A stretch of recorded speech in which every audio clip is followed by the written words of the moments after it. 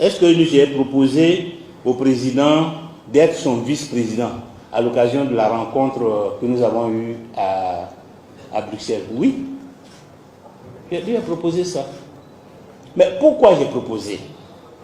Parce que ce n'est pas courant, ce n'est pas anodin que quelqu'un qui est président dise, bon, je descends, être vice-président, et toi, prends la présidence. Est-ce qu'on voit ça souvent?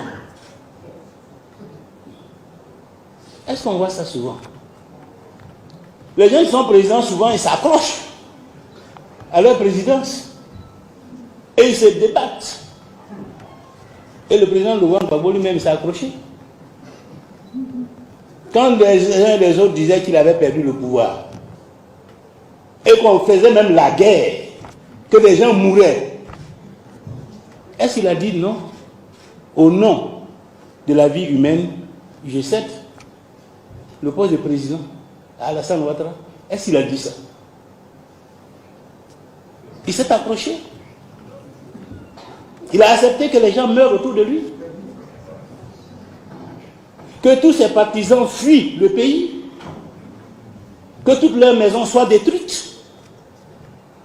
Que ceux qui n'ont pas fui, on les arrête pour les envoyer en prison. C'est pas ce qu'il a fait. Alors pourquoi il peut considérer que c'est une insulte que je lui dise prends le poste de président, que moi je vais me contenter de vice-président? Pourquoi? Non, mais ça dit qu'aujourd'hui, après les gens disent les enfants là, ils parlent mal.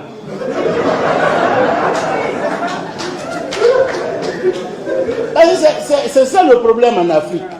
C'est ça le problème en Afrique. Ah ouais, Afi, il parle mal. Mais c'est quelqu'un qui fait en sorte qu'on lui parle. Il a déçu beaucoup d'Ivoiriens.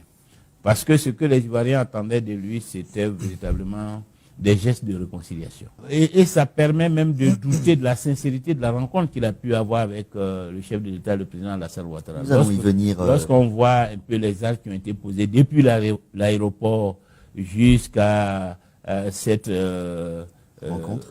décision de divorce, la rupture avec les évangéliques, la rupture avec le Front populaire ivoirien, on a le sentiment que le président Gbagbo est venu véritablement avec beaucoup de rancœur et qu'il est dans une logique de règlement de compte. Il n'a pas su poser les actes attendus par les Ivoiriens.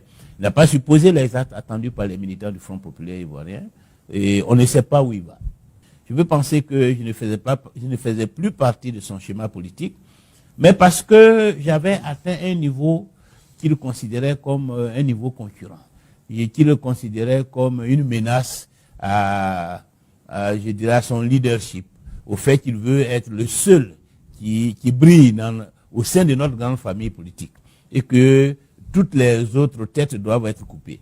Et tout le monde doit se soumettre pour qu'il émerge tout seul. Et je crois que c'est cela la dérive autocratique, voilà, le culte de la personnalité.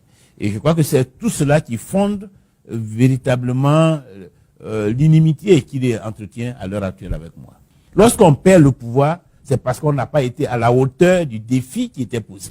Ce n'est pas une fatalité. Notre intelligence, notre vision tactique, nous n'avons pas pu trouver la bonne posture, les bons actes, parce que certains réclament la libération des prisonniers, mais n'adoptent pas la posture qui peut encourager à la libération des prisonniers.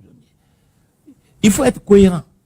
Vous ne pouvez pas vouloir demander la libération dans le cadre des négociations et en même temps rester dans une posture de belligérance.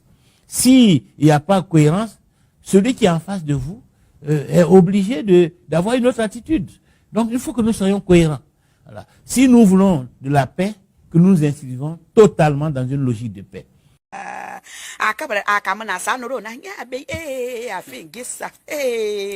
Alassane, tu n'es pas bioga. Il mangeait frites, c'était semblant. Semblant. Mais tu nous as eu. On est en train de regarder dedans, tu trappes un logo là. Tu es en train de tirer. Yeah. Non. J'ai pas envie de parler mal, mais mon cœur me... J'ai temporisé. Ah non, mon Alassane est comme Aïe, moi, vidéo. Aïe, mon fitou, mais à ça, tu as vu, sur le de Paris, tu as vu, toi, on dit à la salle attraper, à faire ça. Il est en train de manger frites là-bas. Gars, c'est un micmac. Ils sont en train de jouer, et puis nous, on connaît rien dedans, et puis on est tombé dedans. Gars, lui, il est là, il nous regarde, il dit, donc, nous, quand ils ont dit, ils t'ont attrapé là, Alassane t'a attrapé là, tu partais dans ton pays, dans ton village là, et puis on t'a attrapé là. Gars, c'est un plan, tu es en train de jouer. Nous, on est en train de regarder là-bas, et puis tu es en train de tirer le go là.